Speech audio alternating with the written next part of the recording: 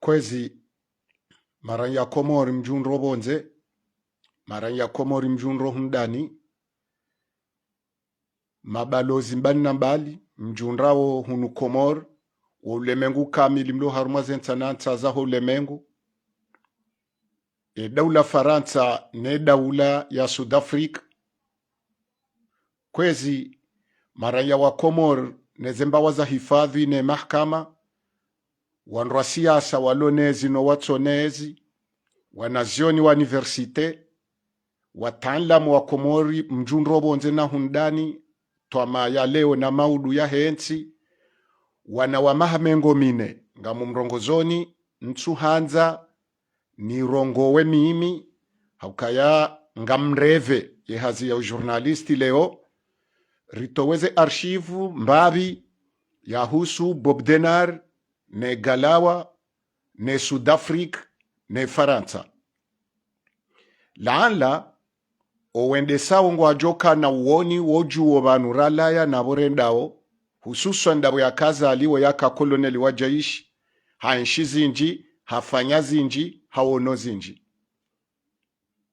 laanla emafanya siasa waleo ngwa jukta nabahi ya boralaya na borilio laanla owana waleo wajuha watu parokana haja hensi ikauze tarehe zinu ngwa wonizo shambese kwa tsuka za wezishia rowa lonezi rowa tsonio ngwa jujua ensi nuila ndavi ngasindavi ngarendonda inde hazi ya kijurnalisti ya bidi ya rurumwe kabaja suala la taifa ye miyano ya hensi ngiwe bililiju wanruka ze tarehe wanumina habili South Africa na habili Faransa valanja kozamba jaubahi haukati jipango kabati na ado mrongozani haku homremo na kaurema no dziro ragabili rakaurongowa rikwanzo banu rakwanza riwaswili aba hari jodombenuliani ze tarehi ilo wana wa mahamengo mine no wa mahamengo miraru na mitanu wadojo nti ya hao ombabanu yala no mbabanu ilio tiwono afudhali leo hezi jiroma ore tiwono afudhali leo hemi yano ahensi obanda waswili nelegashe la hatu nena usiku galawa ngewa hwao lapitali vanu ata Bob Denard yako pazitwa yende ajane galawa bala hobirilizi wa he South Africa vanu emana na alamwe South Africa ka kabati nrongowo zijiri wa rumenti yinu mfaransa azifanyao South Africa to zijua bansita jinga hauka kabula ya Abdalla wambana vanu mi journalisti na afanye hazinu maha rilone majunduo rilone tareha hensi rijua waborala naborilio naboranzori beho inde maudwa hensi ebenge wa Komor vanu emana naboka ntutsa hawanru wenji wadondunga walati na udaza o wakati le taifa dilwebi liliju insindelera mwana mkomoru udaza ibidato sikumru arongo ikado 20 yabo sita jinga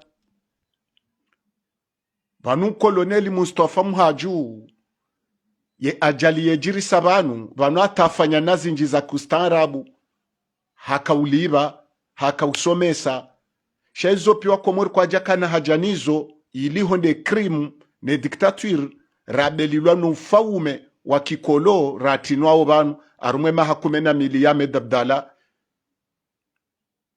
jauharia jarudaje vanu yafanya returu wajambe heburubwa ekakarjado tanabahisha eri landavi ngasindavi ngarendo ndavi yabunga sina dhambi kuu hena mrulone mbonzi yambwa journalisti turwa mikro renda beti salama journalisti turenga mikro rekazi za msedie na belu journalisti timrenda ye fitiritumu ye dunga wanrwa siasa ndaruma tumwende wa filme wakati le toifa lilwebe liliju journalisti leo rilona maduhuli ya gashi na gazi ranzao rijiriswa guerre civile hamade za jiri Rwanda ranzori rabo hashesi wa shamao rilona maha mengo mine na minane rabo hashesi wa shamao ronda na mfukare leo harumwa mda mshashivanu wa Komori wa masiwa mararu ne Afrika wajundrawo maore heze tabu za maisha, heze tabu za unono, heze tabu za matrazi owandu wao leo ngwendo wa puli wa ze nyumba wabahizwa kamkate warejezi wanzuani halafu rije yabo rijibane wandu wawurisamizane rike hamadele kafala mjangaya la bushini ne makatali swali ye Mfaransa ramwabanuka hakabujuwa ye madini mshinzi ya hatu o wakatajo koja ya renge no wakatajo rifanya ja Rwanda ya jirise guerre civili ye madhoamana wadaula walo mirijo warenda telekomandi wasizi dukuu ngwa warumonja mijini wefungua no tinzwambuzi na mde webe haze maliza daula na wata kabati mwenje harume miji wendo wefungua ngwa unishwawo buji nana wana mwenje wa volovolo wa usharji wa charger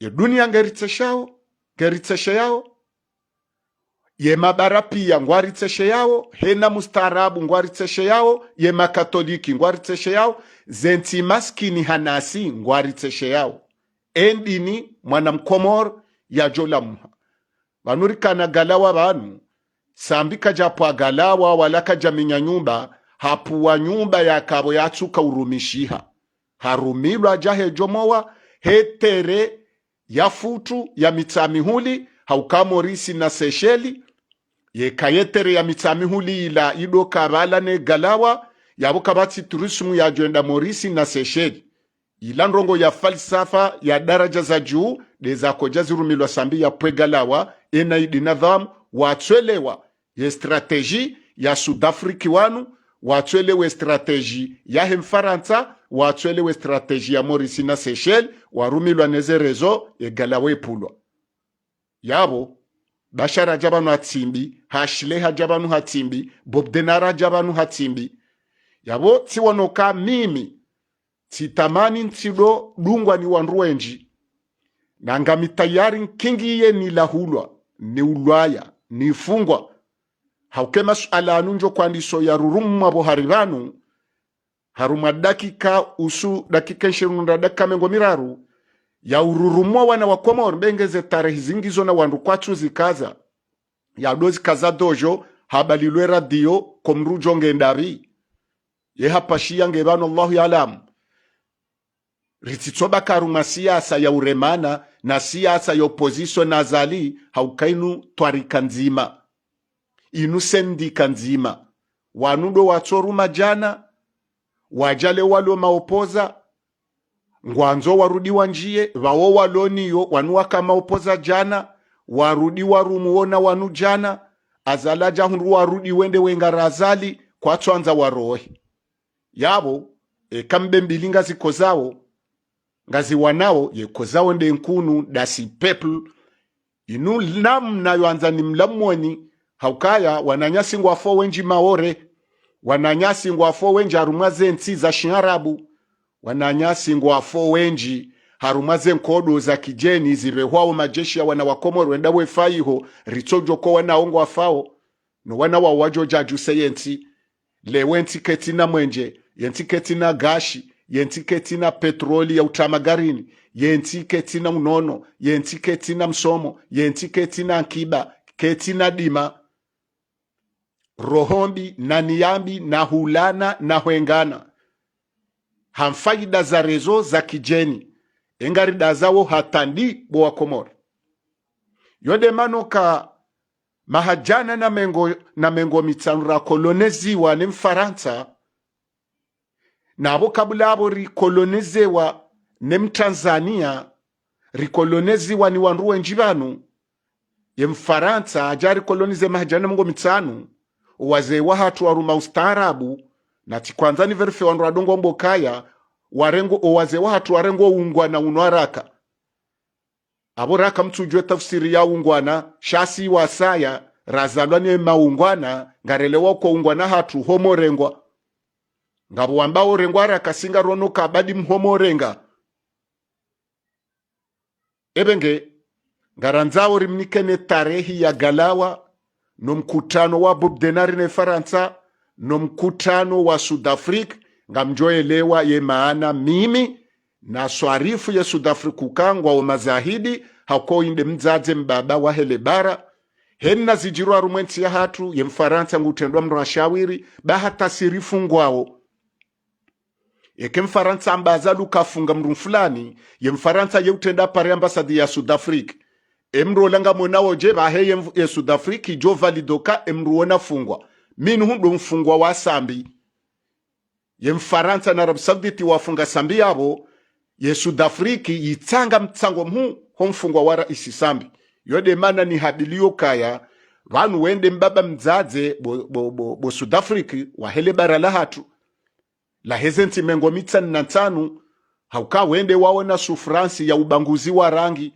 wende waona haku arume Afrika watende waona zitwa zepulwa wende mru wa handani bo South Africa warwara mabinda Mandela simbuha wanrwaka wana no banguzi wa rangi vala kwa jaka uwana na ubanguzi wa rangi wa South Africa bahi waka wana no banguzi wa rangi arume Afrika ya hatu ngeyi jele bara ijojo ulemengu yabo wa juzi wa handani waka wana na ubanguzi wa rangi wa fuzu waona sufransi na maitizi nji yabo South Africa yabo leo nyide mwabidi mke masperi wa suluhisha wa hanzanisa wa kuvre zentizinu sha utirende telekom utirendwa telekomandi ya himfaransa utirendwa nyendo ya uduzuwa lebara lahaho haukawa utajirulo harume Afrika wende wabidu patrone ye Afrika dawe South Africa minu hunde galawa ya towa shomanjinji bengerika haruma wakati wa diktature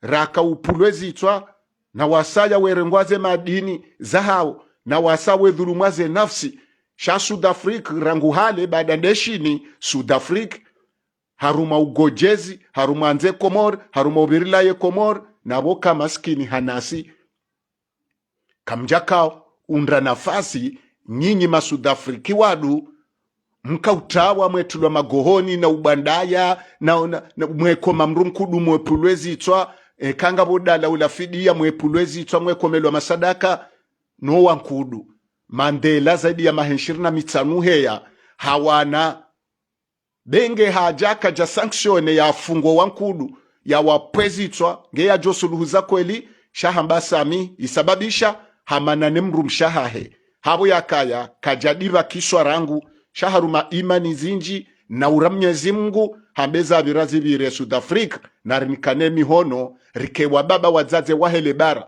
leonga nyumfano mwema nganye mesper harume Afrika yabo rimnikani tosana shapo si wana wa Afrika sha elerandi yo ngari jo humpanize gradi Mandela ya mkazani au kaya Mandela hafu ngamjuru huo ye Afrika mrendwa marto mrendwa nyendo no wazungu ngamjuru hoye Komor ngamjuru hoye Afrika tainulewe ye Afrika ngwajikombo wao vatsinani wazaze wa baba wahele bara yawe katango kayezo mfaransa rirendao kawoinde mbaba hatu mzaza hatu woinde mwongozi wa hatu yinya mantingo kayilike rantiha umhono ahengu wa mziro hanasi karena ushinda huvunza ngarunukao shaba halimiti South Africa mrongoze mbaba hatu mzaza hatu mfaransa baba anu ye hazinu kablo kasiwa nansi si watangazaji rasoma ye tarehi no warizaya no uongozi wa siasa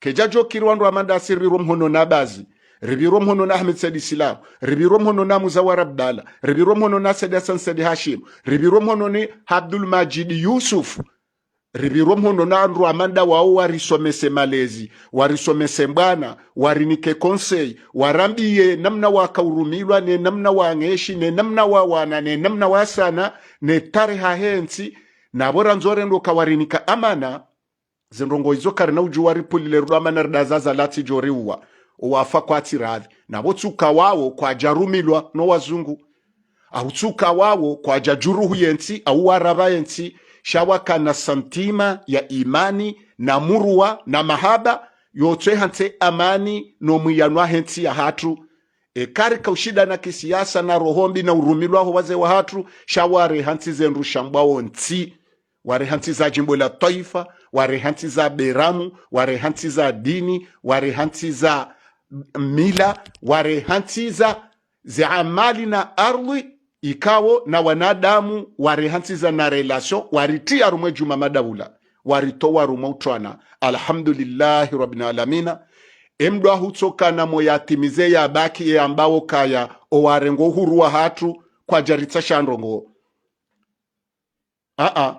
wati undenjema za nsi o wanru wao wanru ambo waze watu wafanya naibo ratsuba karumoto na wabeze warengo uhuru maorena kaye wajaze konjilateur aruma firigo hata na wajaze mabawa hata na walendro hata shama ore wo watwana maore wo watwana wo waruma au kakwati mendepanda si hena tabuzire mao si maongwana ngasi mendepanda kabana uhuru waje uhuru na kazi bwa Komoro yabo ngamumkazi zoni tarehe ya Sud-Afrique ne Faransa ne galawa na mheshimiwa Colonel Mustafa Mhaju Bob Denar ilinyi wana wa Komori mjemjue Arilandari enga sindavi enga rendondavi ngabo wakaniyo ngabo waloniyo ngabo wanzo waji ngabo wakansi wangali yao yabo kwezi riwono ridorongwa hafubi ilihonde zijiro maore nezetabu ne guerre civile kerolo ne Faransa wana wa Komoro wandisobu hezi twanga edingo wajue Arilandari ngarendondavi enga sindavi ile Komori ruru mhenge dingohi owende sawa tanabahi siri rumao ritanabahi o wanzo wanjie watanabahi kabo kansi ngemro akana pouvoir kakabati nti yabo kabati pouvoir na renti ho fungulano mijini na rirenti ho tezo wa Komor na renti ho renga zemali za daula reranda na mkomori hesa ngutarishwa guerre civile mkomori hesa hakadamiziwa le madina hahe mkomori hesa banuriza mbao kariti na rilonisho hatemba birakaniyo hatemba hususu ya yihunulwa wa dini na mila Allah wa Komor Arilandabi ngasindabi ngarendonda etarehi wiyondo hakim haki kaizama. Mardi 2 février 2010, dans le cadre de la première action mondiale contre les pillages de l'Afrique, l'action du mandat d'arrêt appelle par téléphone la firme Bolloré pour interroger Vincent Bolloré sur... Voilà pour Bob Denard, sultan blanc des Comores. L'hôtel au Galawa, 250 chambres, accueille désormais des vacanciers sud-africains. Toute une économie liée au tourisme apparaît. Nixon est l'un des guides de l'hôtel. Comme lui, 200 personnes des villages environnants travaillent au Galawa. En face de l'hôtel, la maison de Denard, l'une des mieux situées de la région, avec une vue imprenable sur les plages du Galawa. C'est à cause de Bob Denard qu'il avait l'hôtel Galawa. Lui, quand il venait ici, peut-être il a vu comme le plage était déserte et tout, il n'y avait rien. Il a expliqué que bon, il fallait que je construise quelque chose, que je fasse quelque chose à cette plage. Il ne restait pas toute vide. Et c'est là qu'il a eu les idées de venir construire le Galawa.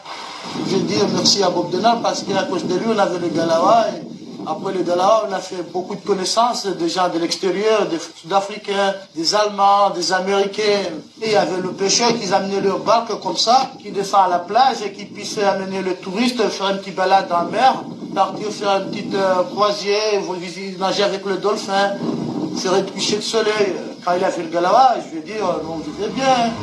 Pour Bob Denard, cette époque est certainement la meilleure de sa nouvelle vie comorienne. Il participe à la vie locale et se fond parmi la population. Il se convertit même à l'islam, la religion dominante aux Comores, adopte le nom de Mustafa Mahadjou et épouse une Comorienne. En tout cas, lui, il était gentil avec nous. Il vient avec les gens. Quand les gens lui voient, lui salue, il s'arrête, il salue les gens. Il n'était pas méchant. Monsieur Bob Denard, bonjour, monsieur, ça va, coquillage, combien? Voilà, 5 francs, il donne. Même s'il n'a pas besoin de coquillage, mais il le faisait ça pour nous faire plaisir. Et puis, surtout les enfants à l'école, il ramène des cahiers, des stylos, les rentrées scolaires. Ici, Mustafa Mahadjou a enfin trouvé la paix. Homme d'affaires prospère plutôt que mercenaire. C'est la période dorée. C'est formidable quand même pour un mercenaire. Vraiment, c'est la belle vie. C'est l'image du corsaire. C'est ce qui a donné cette illusion que ces mercenaires étaient des corsaires au grand cœur et que, bon, voilà, ils y allaient non pas pour le côté sombre de l'affaire, mais pour le côté doré, le soleil. Et puis l'argent coule suffisamment à flot. Mais cette période dorée ne va pas durer.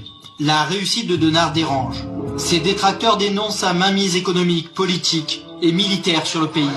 La population, qui jusque-là s'était accommodée de sa présence et de celle de ses mercenaires, commence à réclamer son départ. La contestation monte, la révolte gronde.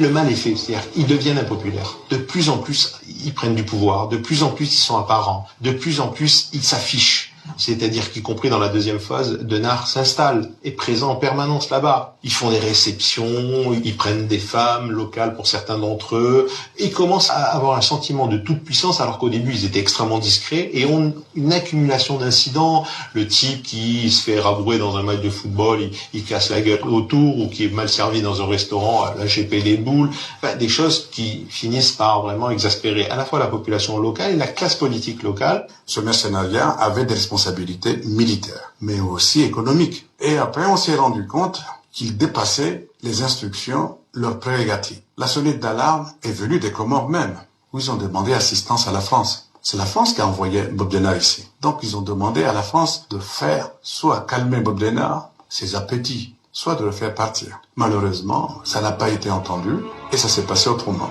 Au siège du SDEC, service de documentation extérieure et de contre-espionnage français, on suit de très près l'affaire. Le colonel Maurice Robert est le responsable du département Afrique depuis 1954. Cet officier a dirigé des commandos de partisans vietnamiens au Tonkin avant de s'intéresser à l'Afrique. J'ai commencé à suivre de très près les activités de Bob Denard et de manipuler, entre guillemets, Bob Denard par intermédiaire, jusqu'au jour où, très vite, je ne me rappelle pas l'année exacte, mais ça doit être 61 ou 62, j'ai pris un contact direct avec Bob Denard et lui ai proposé de travailler pour le service français. Ce qu'il a accepté, et il est devenu, si vous voulez, un agent, mon agent. Mbikao ngurongo banu wide muwa he service secret Faransa wide akaujane falsafa atajiwa Swidi harmwe daraja ya he réseau ya he France Afrique wide sana kili wide muwa he service secret.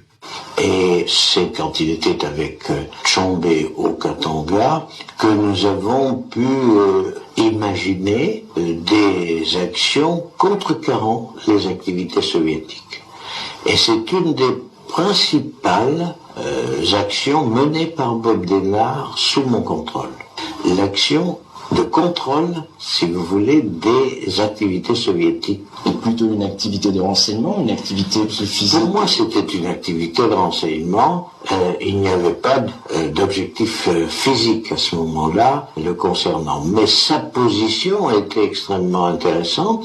D'abord, je crois que là aussi je ne trahis pas de secret en disant que Bob Denard a toujours été anti-soviétique, anti-communiste, et que c'était par conséquent un terrain très favorable pour nous. L'utiliser était relativement facile, ça entrait quand même dans sa conception d'une politique africaine de la France. Mars 1985, coup de tonnerre à Moroni. Une tentative de mutinerie éclate au sein de l'AGP. Des soldats comoriens de la garde présidentielle se rebellent contre leurs officiers. La répression est féroce. Une dizaine de mutins est jetée en prison. L'avertissement est sérieux, la puissance de l'AGP est ébranlée. Le pouvoir de Denard est en train de vaciller. Hassani Adili se souvient de cette période charnière du milieu des années 80. Il explique les raisons de la montée du mécontentement et de la fracture avec la population. Le mercenariat avec les Comoriens, ça a conduit à deux mondes parallèles. Il y avait les Comoriens d'un côté et les mercenaires de l'autre. Des mercenaires qui avaient tout et des Comoriens qui étaient pauvres. Simplement, il n'y avait pas de lien. C'était des gens qui se sont fabriqués une loi à eux. Eux, ils avaient tout, nous, on n'avait rien. Ils avaient le pouvoir, on ne l'avait pas. On pourrait même pas oser. Dès qu'ils rentrent, même par exemple, soi-disant pour un effet banal, s'ils rentrent dans une boutique, il fallait s'écarter pour qu'on les laisse se servir d'abord. Cela ne veut pas dire que c'était pas du tout bien. Eux, ils étaient armés, nous, on n'était pas armés. Donc, on était complètement, disons, livrés à nous-mêmes. Parce que c'était eux la loi et on ne pourrait plus rien faire. Donc, notre pays a régressé. Finalement, qu'est-ce qu'on peut dire? L'État lui-même, à ma connaissance, d'après ce que je voyais, n'avait aucun pouvoir sur eux. Il y avait l'État d'un côté, les citoyens de l'autre, et puis les mercenaires du troisième côté. Des rumeurs d'exactions et de torture commencent à courir. Le divorce entre les Comoriens et les mercenaires est consommé. C'est à cette époque qu'Ali, le frère d'Hassani, est tué dans des circonstances troubles. Il avait 24 ans. Un petit frère qu'on a perdu brusquement, brutalement et brusquement, parce qu'il a dû être chopé par les mercenaires. C'était vraiment un lynchage, parce que c'était pas Je dirais même pas, ils se sont affolés sur le corps de mon petit frère. Hein. Ils ont criblé des balles de la tête aux pieds, mais simplement pas ça, mais avec des traces de torture. Mon vrai problème, c'est quoi? C'est que jusqu'à maintenant, j'ai pas fait le deuil. Parce que comment aurais-je pu faire le deuil dans un pays où des actes abominables comme ça ont été perpétrés et que même le pays n'a même pas jugé? Je vis avec des gens qui m'ont fait du mal, qui ont fait du mal à un frère dont je ne connais pas, le visage que je risque de les aborder, d'être avec eux, sans les connaître. Donc, ça me fait mal, À Moroni, les témoignages comme celui d'Hassani se multiplient. Ils commencent à inquiéter les pays qui soutiennent Denard, surtout les Sud-Africains, engagés dans des pourparlers pour mettre fin au régime d'apartheid. Dans cette quête de respectabilité, l'attitude de l'AGP commence à faire tâche. On commence à avoir des déclarations des diplomates sud-africains critiquant le comportement de la garde présidentielle aux Comores, ce qu'on n'avait pas avant. Les mercenaires, ça commence à faire véritablement moche dans le paysage. Si ce modèle de coopération tourne en eau de boudin, parce que les mercenaires qui le financent commencent à faire des trucs un peu trop voyants localement, des conneries, sont très impopulaires, ils s'aperçoivent que ça va leur revenir en boomerang, ça va être extrêmement dangereux pour eux, et donc ils préfèrent commencer à prendre leur distance. L'AGP était quand même, c'était devenu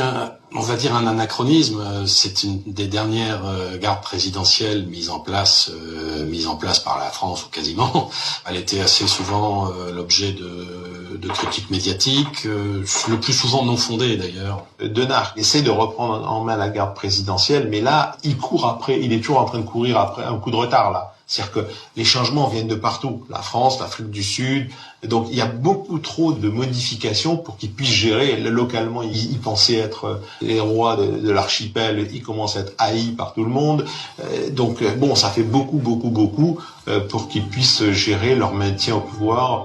Les jours de Denard à la tête de l'AGP sont comptés. Ses principaux bailleurs de fonds lui tournent le dos. Les salaires des soldats et des mercenaires ne sont plus versés. Paris décide de le lâcher une bonne fois pour toutes. On décide à l'époque d'assainir un certain nombre de situations, et parmi ces situations, il y a celle des Comores, de ne plus être lié à des France-africaneries un peu sordides, un peu minables. Aux abois, Denard tente un dernier coup. Le 6 juillet 1989, date anniversaire de l'indépendance, il fait défiler la garde présidentielle en armes dans les rues de Moroni. Denard fait étalage de sa force et montre que rien ne peut se faire sans son accord. Ce qui gênait plus la France, c'était pas tellement la présence de, entre guillemets, mercenaires, c'était plus l'existence d'une force militaire que représentait la garde présidentielle qui aurait pu être mise dans des mains exclusivement comoriennes. Je crois que le vrai problème était là. Le 26 novembre 1989 au soir, tout s'accélère. Le président Abdallah est assassiné dans son bureau, en présence de Denard et de 2 de ses hommes. Abdallah est pressuré aussi pour se débarrasser des mercenaires. Et donc les autres voient bien que le temps est compté. Et c'est là où il y a l'assassinat d'Abdallah dans son cabinet. Alors là, bon, il y a plusieurs thèses possibles. On n'a rien de prouvé. Ce que l'on sait, c'est que dans une pièce se trouve le président Abdallah, Bob Denard, 2 de ses hommes, et qu'il y a une discussion qui est animée. Cette discussion animée provoque l'entrée d'un garde du corps du président Abdallah, qui croit le président menacé, arme, tire, rate Denard pour une raison inconnue, et sa balle tue le président Abdallah. C'est l'exposé des événements que donne Bob Denard à l'époque. 23 ans plus tard, le fils du président assassiné, Salim Abdallah, revient sur ce drame, avec distance et ironie. Vous savez, je n'étais pas dans la pièce, mais la réponse, vous l'avez. Il y avait 2 Comoriens dans la pièce, et 3 Français. Les Français en sortent vivants, et les 2 Comoriens morts. Et on veut faire comprendre que les 2 Comoriens se sont entretués. On veut faire comprendre et admettre qu'ils se sont entretués, et ceux qui avaient la garde d'un des Comoriens n'a même pas été blessé. Aucun. Donc la réponse, je l'ai pas, j'étais pas dans la pièce, mais ça me paraît bizarre. Et en tant que fils, tout ce qu'on me donne conversion, j'accepte. Ce qui est clair, c'est que ceux qui ont vu Bob Denard sortir du bureau du président Abdallah témoignent tous de la même chose. Il était absolument hors de lui, et il savait qu'il venait de perdre, je dirais, la clé de son maintien en Comores. Coupable ou pas? Mystère. Mais une chose est sûre, à Moroni, les dés sont jetés. Le départ de Bob Denard est désormais inéluctable. D'autant que la population comorienne manifeste désormais ouvertement son hostilité. La France et la République sud-africaine s'accordent sur un point. Il est temps de mettre un terme au règne de Denard sur les Comores. Michel Rocard, alors Premier ministre, prend personnellement les choses en main. Nous saisissons nos services spéciaux. Je saisis les services spéciaux pour voir ce qu'on peut faire avec cette bande d'énervés mercenaires qui voulaient contrôler un petit État pour avoir une base probablement mafieuse ou d'exportation de mercenaires ailleurs, enfin je n'en sais rien. Je n'ai plus entendu parler de rien, ce qui veut dire que les services spéciaux ont superbement travaillé. On est d'accord avec les RSA pour dire que le temps de M. Denard là-bas est terminé. Et donc, voilà, on négocie avec M. Denard son départ honorable.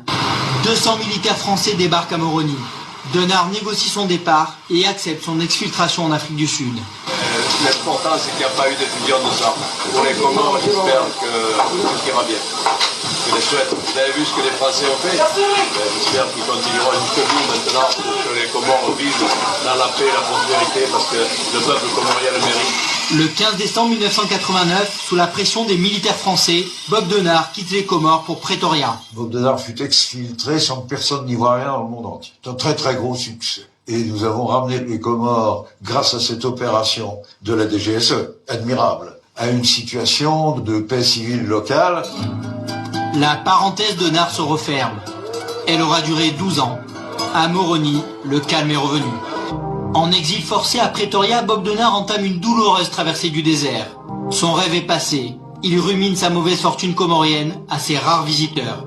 Aux Comores, en 1990, de nouvelles élections ont porté au pouvoir un nouveau président, Mohamed Johar, qui est loin de faire l'unanimité. Une tentative de coup d'État avorte 2 ans plus tard.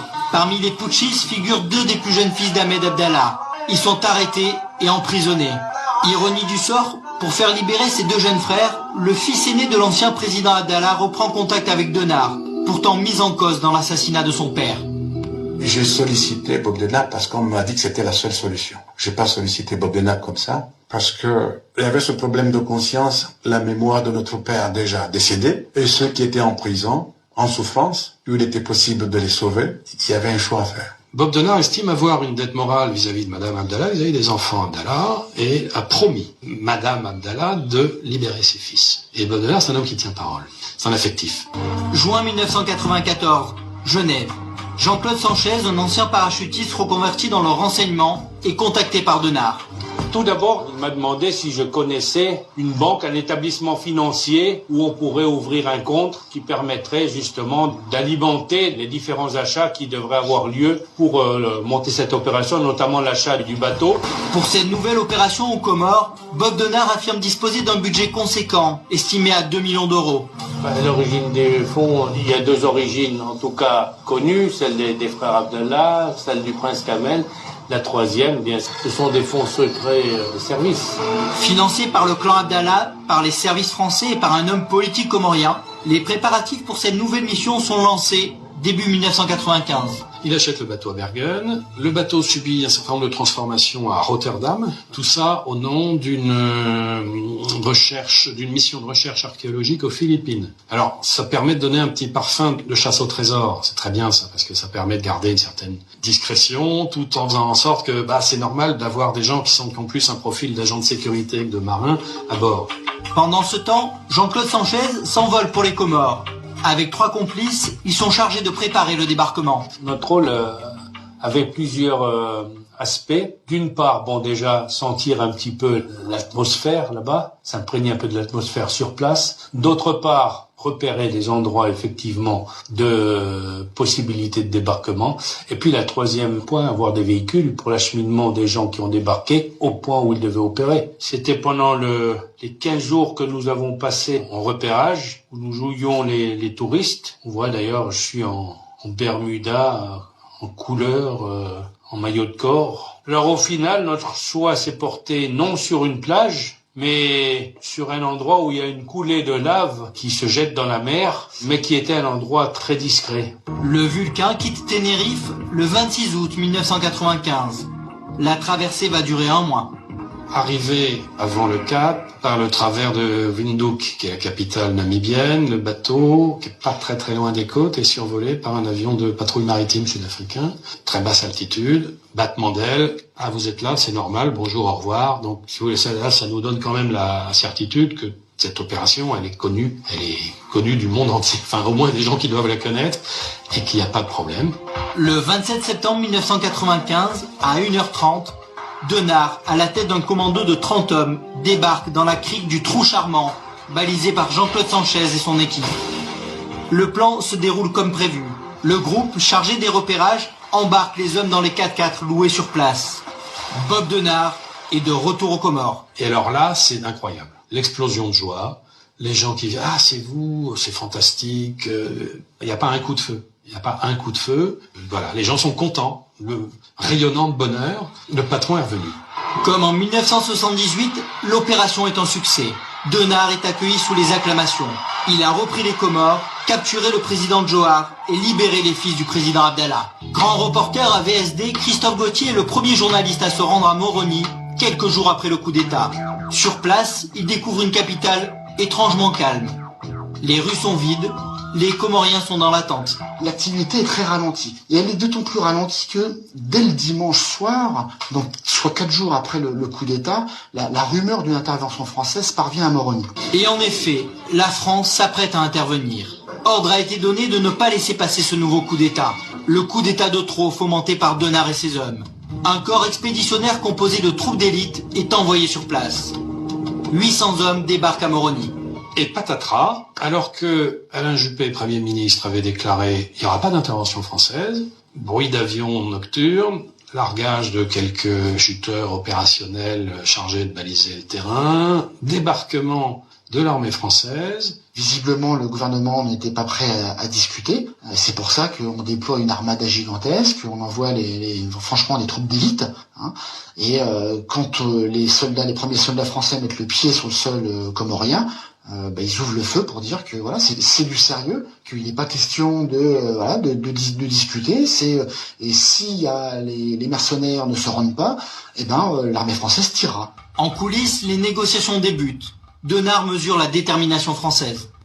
Il n'y a jamais de dernier baroud. Tant qu'il y a la vie, il y a la vie qui tourne. Et le baroud, il est bien vrai que ça fait depuis 1945 qu'il est peut-être temps de raccrocher, mais qui peut... Naam kwezi ngarifikiru kaya ngari kazao vanu o shepindi shilaraka shijesa heni mkomor ifo ya rurumhe ya dojuo bahanu ensi ya hahe ya laya no vanu rilio na bora nzorende kaka tujua yabugu jofa kijinga hau ya wane kijinga sito joka nesia sa CP1 ya hatu na za lino opposition ritoremana banwata halafuo la utsongo ya ranise rimbe uhe ne magardie wa hatu majirani wani kwa amana waberlemna nsi hamandoi yabo mwishi ya zenrongo za husu Bob Denari Ahmed Abdallah Jauhari nyonti pia mzishia banutsuka Bob Denari kaja kufanya njema rumwensi inu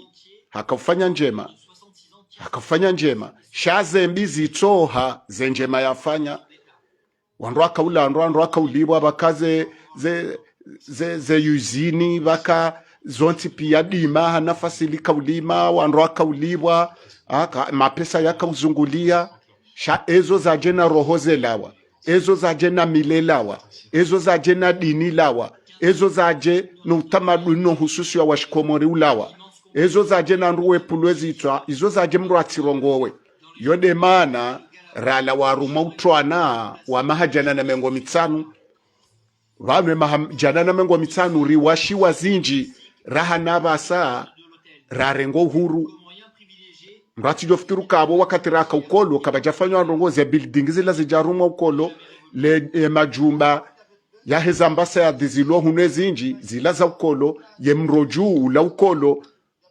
waja bo stad bomeri hula pia ula ukolo ze arwi za kahunu pia zilo nambanyo batarehi ula ukolo abafanywa azinji no ukolo rirenge independence ukawa nyumeni aliswali hawa dumbiza kwa jashinda ubarema diniala ya ukontuinye ili riba sauhe aliswali hii hadungwa hakwanza rume diktature harumansi wandu watukahwelewa harwa dharuba wano huru wotindo warengwa dharuba wakauruma do waruma dharuba watwenda hamwemweu shawa kwanza ruma dharuba halafu rirengo uhuru mahashuna majana shedana mengo fukari na tanu aliswalihi haru omwezi ula uwo leturwa utula homa hashuna majana na mahashuna majana shama ngofukana na tano afanya mapinduzi yabo owajori hwela wa matindo wa rengo uhuru wariwela wa mando wani kwa uhuru watu shindo ujere hata na leo walo haruma fikira za kikolo yonde manara kazane tarehe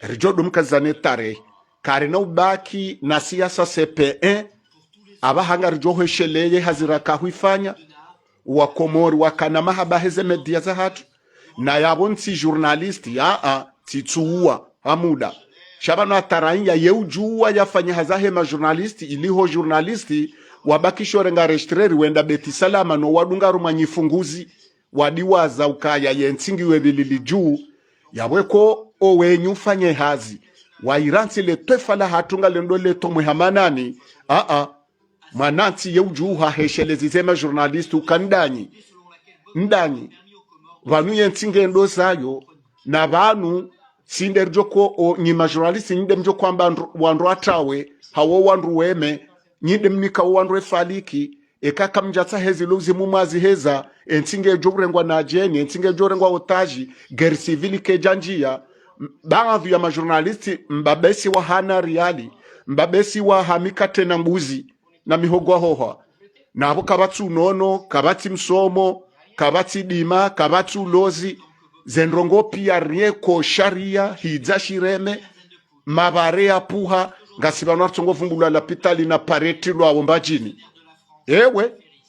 ewe majournalisti nganyi na jukumu nkuha rumwensi inu ye hazahanyu ekaenda taranzori pulomu yanu rijiriswa guerre civile ribohwa maore rudinga ranzori tilwa damu ritihe damu za hatu maore rijerijilane janazi fikomori ya banda yarenge madini ya hatu ya haja ya benuwe nganyi mazahidi nyima journalisti haukaya majournalista amadanyaru mulemengu weja suala jalinu wanruta wafaliki wandu alungwe faliki nui opoza nui walona regime wandu wahuishe watanabahisho wa Komori wawalamwe ukabanga sina masuala matiti ye masuala madziro karitsu subutu yakingia Sud-Afrique ngawe amama wa harumenti ya hatu hizo mfaransa afanyawo banu wende mgojozi dawe na Arab Sauditi shini ya urengeshware ngawo henzahe hajari reshwari rao shaka japaronji ya siasatu ya ndani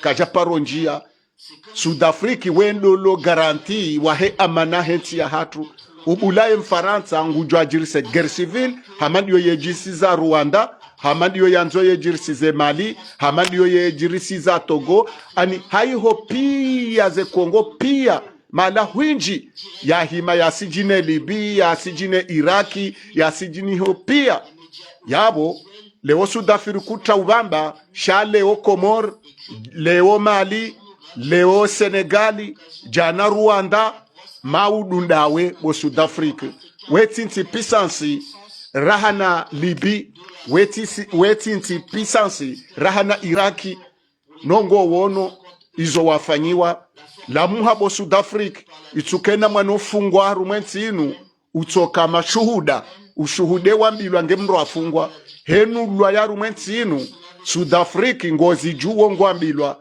nasema shtaka hatu ngaruni kawo umtihifadhi wa 15 mransi toifa lilona milioni zana adamu ne zamali za hao ne madina hao ya rengwa rudiri jiriswa guerre civile batri hadamu yode manano kazi zetare inu ya Bob Denard rangu amedabdalata uja jawhari juu ujana leo ni horendao yabo heni ya dunge tarehi inu ikarake jesa ngarjodo mnikani haipindi ili mweyelewa abakarisaruma wana deta ya politiki ya ndani risaritawa ngaritanabahishawo walio no wanzo waje na nyiwajeni hususan da demfaransa na Sud-Afrique wende garanti wa henti ya hatu wende gardie wa henti ya hatu rangu jana unraleo jamaudu heni zijuroha rumayensi kunojo amba kuja zijua na wengo zijua ezanzo zijiri maore Sud-Afrique ngo zijuo yedamu yanzo etilwa rumwe masi watu yo mararu zandise maore rijeri sasa nwanzuani owanzuani wajuhe wabeba nirisamizi wana mwenza nyunga zijana mende mwali rijunde rengezo nonde na mizinga randisoremana vawo wanu wajazwa amajuna mapeso maboshoni ngwa warumonja ho mijini wono wana helekatila ngwa ihongwa tsongola mtibe no tinzo ambuzi no la mihogo no la swadonasi vawe majournalisti wadungu le beya ilongwa wadungao hoju sezi twarunde guerre civile na mirwadam ngendo ya jiraru mwensi ya hatu tijau yode mana rarenge plasa he majournalisti leo rirumwe kiranya ilirita na bahishe majournalisti uka ganyi na fumfuku journalisti tinzaya journalisti titwauni journalisti tumafutwama kamdungu anzo yake komersa na tuwe hazi yo journalist ende ya dunge komersa shainu hazaturi mtolwa fidia malazeze nkaba mkenangoza nkudi ili mhishele toifarangu yekaka mtushinda yena mtuwe basi sibora nzoro dunge siasa rituwa she tafauti yatu nanyi dokari tuwa shakari na wadunga rijazeze mba owana hatuma udwake kondrunzi ompango unu ukamle na womle tindami de tarehi mwakazi zoaba nde ya kaande ikaurake jesa ngarjodumni kanihe pindi ilo wananyasi mwanzo mrengensi inu maudu no wananyasi mwatsu paroruma no wananyasi mwatsu zalwa mwanyeshi zenongozame dabdala ne Sudafriki na ne Faransa na Bobdenarizo ya renda banu shamwe shahadisi abahanga mjodunga ye realite ye verite wo benufu ridum kazizani ilimwe dunga zenrongo ngamjokta na bahisha obanu azali yanzo ya ribehe ne namna ya rumilwawo ili ya sijini yensi ya hatu wawanuma opoza owinji wa hao kwa chujuo kaba nwensi ngendo zayo shangwani lao hiri wadwazo kanruka nansi nge wanru wanilahiri sema narsubutori zamba dabo ralelwa razalwa ni wadzaze na wababa mawatwania rasomesiwa ni mawatwania rijwe tafsiri ya ungwana ritsona haja ya udirekteri ritsona haja ya ukonseye ritsona haja ya uraisi ritsona haja ya udepite ritsona haja ya guverneri ritsona haja ya visa ya Ulaya alhamdulillah izo mrumtsahe okaya mimi mirahisi rahane beram mirahisi rahane lejimbo la taifa mirahisi rahane dini mirahisi rahane mila shelerandi yo miali rahana tikamafura miali rahana katikati miali rahana vila miali rahana visa ya Ulaya kwezi ngarikazao ban ngarjodumni kanire mtanabashan ilimjue arilandabi ngarendondabi. Assalamu alaikum wa rahmatullahi ta'ala wa barakatuh. Non. Donc, je continue. En 1987, 3 jeunes Comoriens, donc fin novembre 87, ont été aussi tués sous torture. Donc, leurs corps ont été rendus à leur famille. Attendez. Vous voulez dire que les hommes de Bobdenard torturaient? Tout à fait, monsieur. Les hommes de Bobdenard torturaient et que là-dessus, je crois que j'ai des témoignages, qui, d'ailleurs, puisque je crois que l'association comorienne des droits de l'homme qui est partie civile, notamment sur l'affaire Abdallah. Parce que ça, c'est pas dans le livre, en revanche. Non, mais je crois que je n'ai pas du tout lu le livre, mais moi, je crois que aujourd'hui, d'ailleurs, je suis un petit peu indigné, voir que on blanchit les mercenaires. Je suis indigné en tant que Comorien, de toute façon, puisqu'après... Il n'était pas question ici de blanchir qui que ce soit, il était question ici de savoir un petit peu qui a fait quoi. Ok. Donc, je suis indigné, donc je l'ai dit aussi ici. Donc, après l'assassinat du président Ahmed Abdallah en 1989, donc je crois qu'une question a été posée effectivement à monsieur Denard, pas eu de réponse. Donc, j'aimerais effectivement qu'il y a quand même une réponse là-dessus, puisque monsieur Denard a été effectivement présent lors de son assassinat. Bon, chose qui était effectivement... Attendez, moi je voudrais que Bob Denard réponde sur la torture, parce que ça c'est très très grave. Je crois que monsieur Ben Saïd a la mémoire courte. Je voudrais savoir où était monsieur Ben Saïd et qu'est-ce qu'il faisait en 1975, ensuite en 1978, et puis comment s'est-il retrouvé président de la Ligue des droits de l'homme. Je voudrais savoir quels sont les rapports qui ont été faits à ce moment-là, et qu'est-ce qu'il faisait monsieur Ben Saïd, et depuis quand est-il en France, ou est-ce qu'il réside aux Comores, ou est-ce qu'il réside en France. Moi je voudrais que vous répondiez. Il a parlé de torture. Je connais beaucoup de Comoriens, je voudrais savoir s'il me connaît, s'il m'a rencontré. Je vois pas qui est monsieur Ben Saïd. Je crois qu'après, je suis resté 15 ans aux Comores, donc je connais tout le monde. Je crois que... je crois que on ne s'est jamais rencontré, je ne pense pas du tout. Je ne demanderai pas à vous rencontrer de toute façon, mais une question m'a été demandée si j'étais aux Comores en 1975 lors du coup d'État.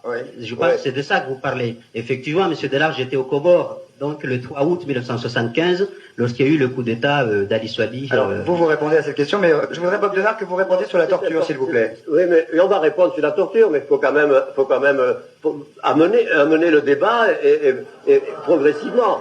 Moi, je n'étais pas aux Comores le 3 août 1975. Je n'étais pas aux Comores le 3 août 1975, donc je n'ai pas participé au coup d'État des Comores à ce moment-là. Non, vous êtes arrivé 2 mois plus tard, je crois. Je suis arrivé au mois de septembre, pour consolider ce coup d'État.